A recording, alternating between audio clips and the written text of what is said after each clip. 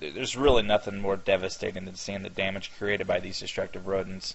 Luckily, you're not the first person to have this problem, and there are some very effective options for getting rid of gophers. The first thing you're going to need to do is find out roughly how many of these moles you're trying to get rid of. Some people only have 1 or 2, while others, like myself, are dealing with like 5 or 10 of them.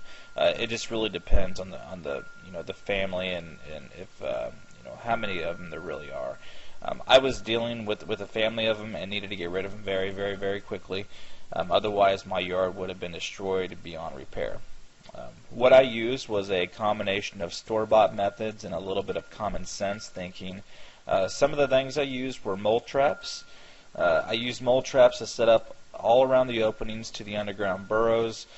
Getting rid of the gophers isn't hard when you have these traps set up correctly.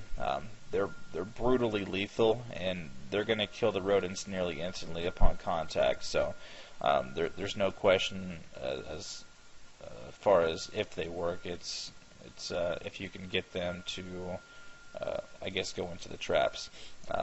One other thing I use for the traps is mole bait. Now, I use the mole poison as well. These baits, they often come in pellets or like a trail mix form. Now, they're going to be great to use in or around the mounds the gophers create and around the openings, which are a little bit harder to find.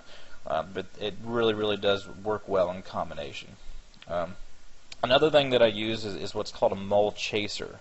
Now, these mole chasers are great pieces of equipment that emit a very, very strong signal that is heard by these rodents, and it's very, very annoying to them. They will naturally flee out of their burrows only to be met by like a mole trap or one of your mole baits that you have set up, which is effectively mole poison. By using these methods, I was able to say I was